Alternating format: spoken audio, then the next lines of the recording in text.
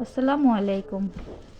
আপনাদের মাঝে নিয়ে আসলাম একটি নতুন ভিডিও এবং একটি শিক্ষণীয় ভিডিও। আজকে যে বিষয়টি নিয়ে কথা বলবো সেটা হচ্ছে ডায়াপার।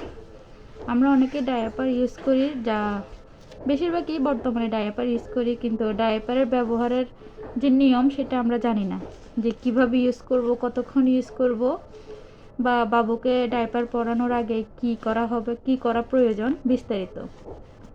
তো আমি আজকে এই বিষয় নিয়ে কিছু কথা বলবো, যতটুকু আমার ধারণা আছে। আপনারা অবশ্যই আমার চ্যানেলটি সাবস্ক্রাইব করে পাশে থাকবেন। তো যে বিষয়টা নিয়ে কথা বলতে চাইছিলাম সেটা হচ্ছে ডায়াপার। বর্তমানে যে ঠান্ডাজনিত যেটা আমাদের দেশে বেশি হয়ে গেছে, এর মূল কারণ হচ্ছে যে ডায়াপারের ব্যবহার নিয়ম জানে না, যার কারণে বাবুর ঠান্ডা লাগে। তো বিশেষ করে আমরা ডায়াপার ব্যবহার করি। এই ডায়াপারটা ব্যবহারের আগে অবশ্যই আমাদেরকে বাবুর যে লজ্জাস্থান আছে সেখানে অবশ্যই কিছুটা অয়েল দিয়ে অয়েলের আগে আমরা কি করব, এটা পরিষ্কার করে নিব। ওয়েট টিস্যু নিয়ে পরিষ্কার করে নিব। পরিষ্কার করার পরে অলিভ অয়েল দিব। অলিভ অয়েল দিয়ে একটু 2 থেকে 3 মিনিট আমরা এটাকে শুকাইতে দিব। এটি শুকানোর পরে আমরা ডায়াপার পরাবো। তবে আমি যে ডায়াপারটি দেখাচ্ছি এটা হচ্ছে নিও কেয়ার। এটা একটি ভালো, তবে আপনি আপনার সুবিধা মতো বিভিন্ন ব্র্যান্ডের ডায়াপার আছে ওইটাই পরাবেন। ডায়াপার কতক্ষণ রাখবেন এটা ডিপেন্ড করে সম্পূর্ণ আপনার বাবুর প্রস্তাবের উপর ডিপেন্ড করে, যে বাবু কতবার করে, বা ঘন করে কি কম, মানে একটু লেট করে। তো এই বিষয়টা অবশ্যই খেয়াল রাখতে হবে। তবে বেশিরভাগ ডায়াপার আপনি 4 ঘন্টার বেশি রাখা যাবে না।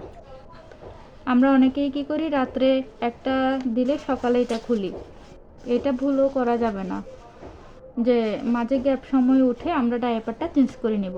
চেঞ্জ করে আরেকটা ডায়াপার পরাবো। অবশ্যই আরেকটা ডায়াপার পরানোর আগে যে মাঝে সময়টা পাবো, তখন আমরা বাবুকে ওর লজ্জাস্থানটা মুছে একটু অলিভ অয়েল দিয়ে একটু শুকিয়ে নিব। 10-15 মিনিট শুকিয়ে নিব। শুকিয়ে নেওয়ার পরে আমরা ডায়াপারটা পরাবো। এভাবে যদি আমরা ডায়াপার পরাই, এতে ডায়াপারে কোনো প্রকার ভেজা ভাব থাকবে না। ভেজা ভাব না থাকলে তখন বাবুর কোনো প্রকার ঠান্ডা লাগবে না। এ বিষয়ে অবশ্যই প্রত্যেক মাকে সতর্ক থাকতে হবে।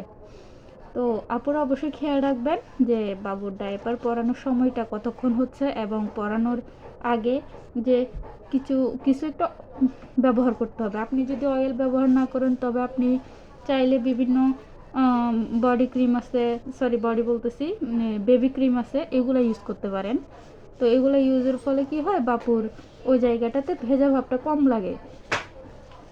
তো আমার ভিডিও থেকে যদি আপনারা কিছু হলেও উপকৃত হন, তো এটার জন্য অবশ্যই একটাই অনুরোধ, আপনারা আমার চ্যানেলটি সাবস্ক্রাইব করে পাশে থাকবেন। আসসালামু আলাইকুম।